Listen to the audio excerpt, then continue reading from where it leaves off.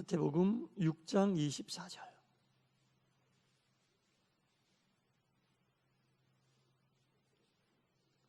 우리 한 목소리로 하나님 말씀을 봉독하겠습니다. 시작.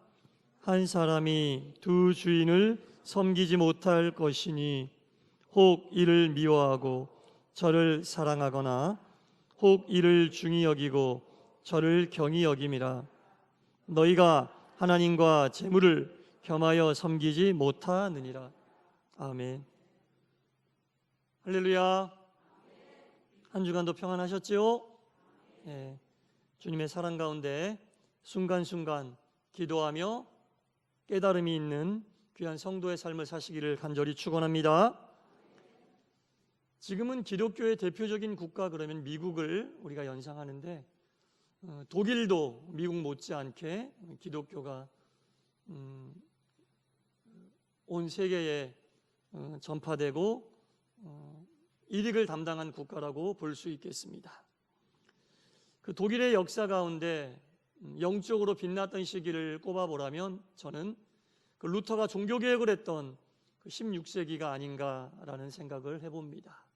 반면 독일의 역사 가운데 암흑기가 언제인가라고 묻는다면 히틀러가 독일을 장악하고 있었던 20세기가 아닌가라는 생각을 해봅니다. 히틀러가 독일을 지배하고 있었던 이 시기는 독일 교회의 커다란 아픔이고 고통의 시간이었습니다. 모든 교회를 자신의 선전 도구로 전락시켜버리고 하나님을 믿는 것이 아니라 자기 자신을 믿으라고 이야기했던 이 히틀러가 지배하고 있었던 이 시기가 참으로 암흑 시기였다는 말입니다. 하지만 어떤 시대이건 간에 바른 신앙의 양심을 가지고 있는 그리스도인은 존재했던 것 같습니다. 히틀러가 무력을 통해 교회를 억압했던 그 시기에도 비록 소수일지언정 교회가 나치에 장악되는 것을 반대하고 하나님만을 참 주인으로 섬기며 살아야겠다는 사람들이 있었습니다. 그리고 그 대표적인 사람이 바로 우리가 잘 알고 있는 보네퍼 목사님입니다. 이 보네퍼 목사님은 독일 고백교회가 자리 잡고 성장하는 데 지대한 주도적으로 역할을 감당했던 분입니다. 이 독일의 고백교회라는 것은 나치의 선전도구에 불과한 독일의 국가교회에 반대하고 오직 하나님만이 교회의 주인임을 선포하고 행동으로 옮겼던 사람들이 모인 단체가 바로 고백교회입니다. 자신에게 반대하는 이 고백교회를 히틀러가 그냥 뒀을 리가 없잖아요. 고백교회의 모든 목회자들과 고백교회 신도들을 전쟁터로 징집해서 보내버렸어요. 대다수의 많은 사람들이 히틀러에 의해서 이 고백교회도 억압을 당하게 되었습니다. 그러던 중에 이 보네퍼 목사님이 1939년에 자신이 공부했었던 미국의 유니온 신학교를 방문할 일이 생겼는데, 이 보네퍼 목사님을 아끼고 이 보네퍼 목사님을 귀하게 여겼던 분들이 목사님에게 권면했습니다. 목사님, 독일로 가지 마십시오. 거기에 가면 목사님은 고난을 당하다가 히틀러에 의해 목숨을 빼앗기게 됩니다. 목사님, 독일로 가지 마시고 이곳 미국에 망명하십시오. 이곳에서 목사님의 목회를 돕겠습니다. 이곳에 계십시오. 이 이야기를 들은 보네퍼 목사님이 갈등을 하지 않은 건 아니었습니다. 그러나 오랜 시간 갈등하다가 짧은 한 통의 편지를 남기고 독일로 돌아갔습니다. 저를 사랑하시고 저에게 좋은 권면해 주셔서 감사합니다. 하지만 제가 지금 고통받고 있는 나치의 압제 속에 있는 독일로 돌아가서 고백교회 운동을 계속하지 않는다면 히틀러가 물러나고 난 이후에 독일 교회로 저는 돌아갈 수가 없습니다. 독일 교회 재건에 저는 참여할 수가 없습니다. 그들과 함께 고난받아야 합니다. 그들과 함께 고통의 현장에 있어야 합니다. 감사합니다. 그리고 독일로 돌아갔습니다. 1943년 4월에 보네퍼 목사님은 나치에 체포되었고 2년 후에 1945년 4월 9일에 히틀러의 특명에 의하여 교수형에 처해지게 되었습니다. 그리고 보네퍼 목사님이 교수형 처해진 이후 3주 지나고 베를린의 지하 벙커에서 히틀러가 권총으로 자살하게 됐습니다. 그때 보네퍼 목사님의 나이가 39살이었습니다. 이 보네퍼 목사님은 신앙과 주님을 향한 이 절개로 독일 교회의 밑거름이 된 줄 믿습니다. 이 보네퍼 목사님이 목숨까지 내걸고 지키려고 했던 하나님 외에 두 주인을 섬길 수 없다라고 주장하고 이야기했었던 이 내용은 보네퍼 목사님 개인의 의사요, 개인의 신앙의 절개가 아니었습니다. 바로 우리 주님의 명령이었습니다. 보네퍼 목사님은 이것이 주님의 명령임을 알고 하나님 외에는 두 주인을 섬길 수 없다는 그 확실한 신앙의 지조를 지키면서 39살의 나이에 순교하게 되었던 것입니다. 그리고 보네퍼 목사님의 죽음으로 인하여 독일 교회가 재건하게 되는 밑거름으로 작용하게 되었습니다. 오늘 본문에 보니까 후반부에 너희가 하나님과 재물을 겸하여 섬기지 못하느니라 라고 말씀이 나와 있습니다. 여기서 재물이라고 하는 것은 반드시 돈만을 이야기하는 건 아닙니다.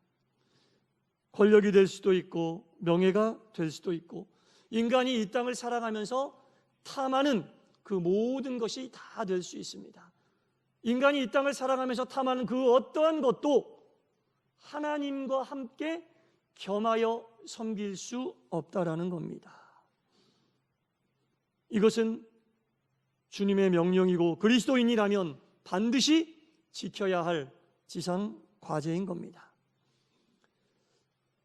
2022년 오늘을 살고 있는 우리들이 한 2000년 전쯤의 시간을 생각해 보면 그 2000년 전의 삶은 여러분 얼마나 열악했겠어요?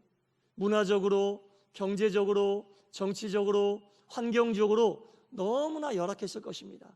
그래서 누가 당신 2000년 전으로 돌아가서 살 수 있는 타임머신이 있다, 특권이 있다, 돌아가겠는가? 라고 물어보면 현대 생활에 익숙해 있는 사람들은 아무도 돌아가지 않을 것입니다. 왜냐? 너무나 불편해요. 문화적으로도 불편하고 경제적으로도 열악하고 정치적으로도 혼란스러운 그때로 왜 돌아가려고 하겠습니까?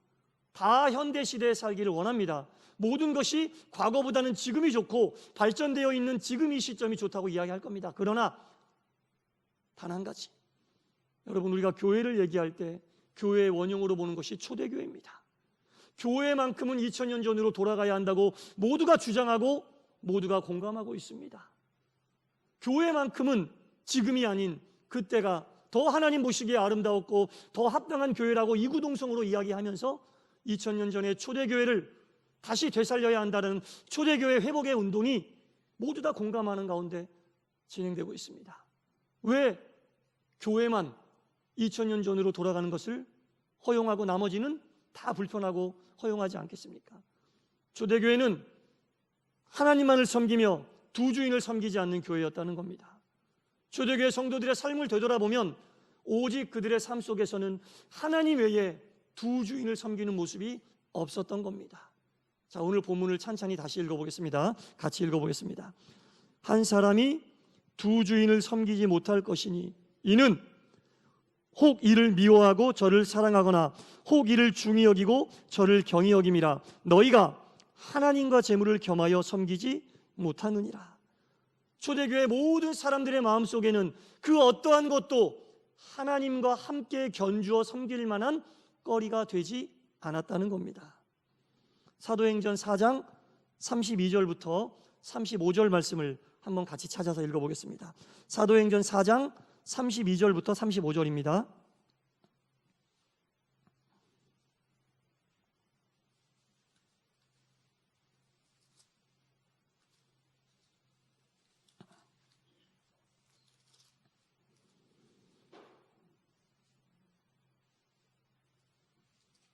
사도행전 4장 32절부터 35절.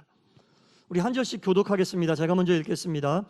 믿는 무리가 한 마음과 한 뜻이 되어 모든 물건을 서로 통용하고 자기 재물을 조금이라도 자기 것이라 하는 이가 하나도 없더라.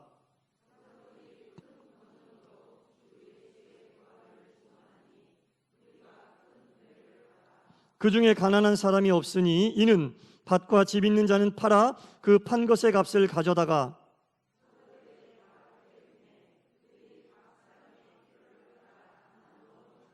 아멘. 굉장히 조심해서 읽어야 될 부분이 있습니다. 우리가 오해하지 말아야 될 부분이 있습니다. 제가 설명을 드릴 테니까 여러분 잘 들으셔야 됩니다. 이 초대교회는 하나님 외에는 다른 어떠한 것도 견주어서 섬길 수 없는 것들이었습니다. 여러분, 사람이 삶을 살기 위해서는 세 가지 관계가 바로 서야 합니다. 하나님과의 관계, 사람과의 관계, 물질과의 관계. 이 세 가지 관계가 바로 서야만 우리가 온전한 그리스도인의 길을 갈 수 있습니다. 근데 오늘 본문에 보니까 오늘 지금 방금 읽은 사도행전의 말씀을 보니까 모든 무리가 한 마음과 한 뜻이 되어 사람들 간의 관계가 형성이 되고 모든 물건을 서로 통용하고 유무상통했다는 얘기입니다. 조금이라도 재물을 자기의 것이라고 아까워하는 사람이 없었다는 겁니다. 이것은 사람과 사람 사이의 관계에 사랑의 관계가 형성이 되어 있기 때문에 내 것을 내어줘도 아깝지 않은 사랑의 관계가 전제가 되어 있다는 말씀입니다. 초대교회가 그런 사랑의 관계였다는 겁니다. 사도들이 큰 권능으로 주 예수의 부활을 증언하니 큰 무리가 은혜를 받아 하나님과의 관계가 바로 섰다는 겁니다. 모일 때마다 선포되는 말씀으로 은혜를 받고 하나님과의 관계를 바로 세운 교회가 바로 초대교회였다는 겁니다. 그리고 그 중에 가난한 사람이 없으니 이는 밭과 집 있는 자는 팔아 그 판 것의 값을 가져다가 사도들의 발 앞에 두매 그들이 각 사람의 필요를 따라 나누어 줌이라. 이 부분을 잘 봐야 됩니다. 재산이 있는 사람들이 그것을 팔아서 어디에 갖다 놨다고요? 사도들의 발 아래. 여러분, 여기서 사도는 비단 사도만 이야기하는 게 아니라 그 물질을 바친 그 사람도 포함되어 있는 겁니다. 모든 인간을 얘기하는 겁니다.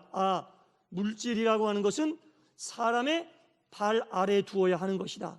세 가지 관계 말씀드렸잖아요. 하나님과의 관계, 하나님께 은혜를 받는 관계, 사람들과의 관계, 서로 사랑을 주고받는 관계, 내 것을 내주어도 아깝지 않은 관계. 물질과의 관계는 물질은 사람의 발 아래에 두어야 한다는 겁니다.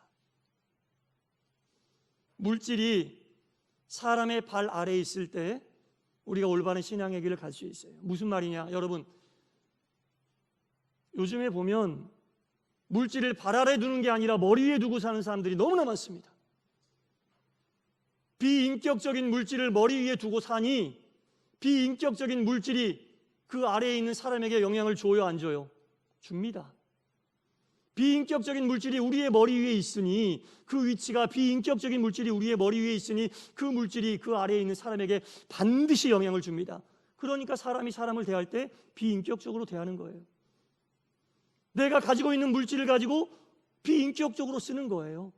나의 유익만을 위하여 다른 사람은 어찌됐건 상관없이 비인격적인 물질을 내 머리 위에 두고 있으니 발 아래에 있어야 될 물질이 내 머리 위에 있으니 비인격적으로 인간의 인격이 변할 수밖에 없지 않겠습니까? 하나님을 내 머리 위에 둔다면 하나님께서 내 인격을 주장하실 줄 믿습니다. 그 말하고 있는 거예요.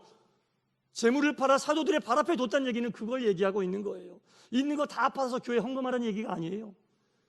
물질의 위치를 내 삶에 어디에 둘 것인가를 얘기하는 겁니다. 여러분은 물질이 여러분들 머리 위에 있습니까? 발 아래에 있습니까?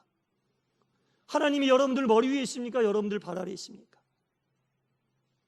하나님을 머리 위에 두고 사는 분들은 하나님의 인격이 우리의 몸을 타고 내려오고 내 발 아래에 있는 물질에까지도 하나님의 인격이 스며들게 되어 있습니다.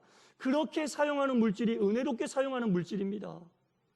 그렇게 사용하는 물질이 하나님 보시기에 합당한 물질입니다.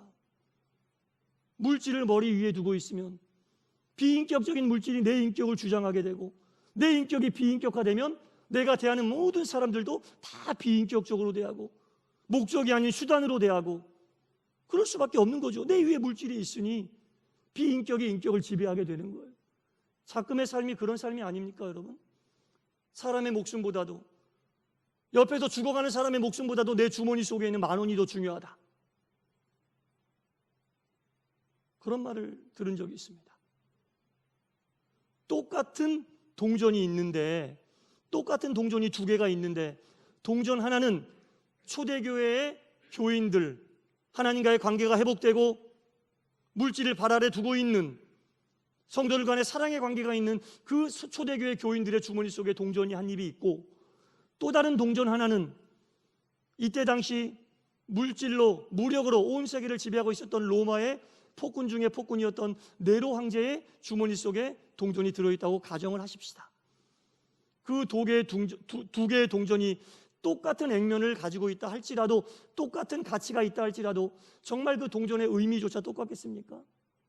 하나님을 머리 위에 두고 살아가는 초대교회 교인들 주머니 속에 들어있는 동전은 다른 사람을 살리는 생명의 가치가 있는 겁니다. 그러나 무력으로, 물질 만능으로 세상을 다스리고 지배하고 있었던 그 로마 황제의 주머니 속에 들어있는 동전은 사람들을 비인격화하고 그 물질로 인하여, 물질 만능으로 모든 것을 내가 다 할 수 있다고 여겨지는 그런 의미로밖에 쓰일 수 없습니다. 여러분, 똑같은 물질도 하나님을 머리 위에 두고 있느냐, 물질을 머리 위에 두고 있느냐에 따라 가치가 완전히 다르다는 겁니다. 참된 믿음의 사람은, 참된 신앙의 사람은 하나님을 머리 위에 두고 모시고 사는 사람입니다.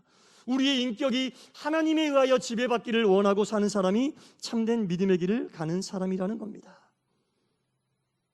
물질을 발 아래 두고 하나님의 인격이 우리가 가지고 있는 물질에 스며들기를 바라고 사시는 여러분들 되시기 바랍니다.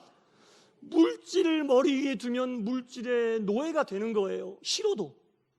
우리 위에 물질이 있으니까 물질의 노예가 되는 겁니다. 싫어도 그렇게 되는 거예요. 위에다 두면. 하지만 하나님이 우리 머리 위에 있으면 우리는 하나님의 노예가 됩니다. 어떤 목사님은 제가 글을 읽는데 항상 그 글 끝에 하나님의 노예 누구누구 목사 이렇게 쓰시더라고요. 제가 이 설교를 준비하면서 깨달았죠. 이분이 이야기하는 하나님의 노예라는 게 이런 뜻이었구나. 하나님을 머리 위에 두고 하나님의 인격을 내 인격으로 받아서 내가 소유하고 있는 모든 것들 위에, 물질과 명예와 권력과 내가 가지고 있는 모든 것들 위에 하나님의 인격을 스며들게 하며 사는 사람이 하나님의 노예구나. 그 목사님이 그렇게 쓰셨던 글이 이해가 됐습니다. 제가 서두에 말씀드렸던 이 보네포 목사님도 장래가 촉망되는 그런 젊은이였습니다. 좋은 가문에서 태어나서 자기가 조금만 신경 쓰고 노력하면 탄탄대로의 인생의 길을 걸어갈 수 있는 모든 여건을 가지고 있는 사람이었습니다. 하지만 이 보네포 목사님은 그 모든 것을 자신의 머리 위에 두지 않았습니다. 보네포 목사님의 머리 위에는 오직 하나님 한 분밖에 없었습니다. 내가 가지고 있는 조건과 하나님을 절대로 겸하여 섬길 수 없다. 절대로 겸하여 섬길 수 없다. 내가 가진 물질과 하나님을 절대로 겸하여 섬길 수 없다. 내가 가진 권력과 하나님을 절대로 겸하여 섬길 수 없다. 내가 가진 재능과 하나님을 절대로 겸하여 섬길 수 없다. 이것은 개인의 신앙의 고백이 아니라 주님의 명령이라고 제가 말씀드렸습니다. 여러분, 우리 모두 하나님을 머리 위에 두고 사시는 초대교회 교인들과 같은 어떤 것도 겸하여 섬기지 않는 신앙의 길을 가는 성도님들 되시기를 간절히 축원합니다. 이것이 바로 주님께서 우리에게 주신 명령입니다. 재물은 재물만 이야기하는 게 아닙니다. 우리가 하나님보다 더 크게 생각하는 것들, 하나님보다 더 중하게 여기는 것들, 이것 때문에 하나님도 포기할 수 있는 것들, 주님과 약속한 시간도 포기할 수 있고, 신앙의 길을 가는데 방해가 된다고 여겨지면 다 포기할 수 있는 그런 것들, 이 모든 것들을 겸하여 섬기지 말라고 우리 주님은 분명하고 확실하게 우리에게 말씀해주고 있는 겁니다. 사랑하는 성도 여러분, 바른 믿음이란 게 뭐겠습니까? 위치 선정을 잘하는 겁니다. 오늘 말씀의 제목이 하나님의 위치는 하고 물음표를 찍어놨는데, 여러분들에게 하나님은 과연 어떤 위치에 계십니까? 기도하겠습니다. 하나님 아버지, 사도들과 초대교회 교인들처럼, 히틀러 치하의 보네포 목사님처럼 오직 하나님만을 우리의 머리 위에 모시고 살기를 간절히 원합니다. 이제는 더 이상 물질이 우리 머리 위에 있지 않게 하옵소서. 권력이 머리 위에 있지 않게 하옵소서. 명예가 머리 위에 있지 않게 하옵소서. 재능이 머리 위에 있지 않게 하옵소서. 그리하여 우리의 신앙이 이러한 것들로 방해받지 않게 하시고 감히 하나님과 겨누어 두 주인이 되지 않게 하여 주시고 우리의 주인은 우리가 머리 위에 모실 분은 오직 우리 주 여호와 아버지 하나님 한 분만임을 예수님께서 말씀하신 이것만이 우리의 신앙의 온전한 목표임을 한순간도 잊지 않고 주님의 인격이 우리 가운데 흘러내려 또한 우리의 물질이 주님의 인격을 본받아 많은 사람을 살리는 생명과 사랑의 도구로 저희들을 써 주시옵소서. 예수님 이름으로 기도드리옵나이다.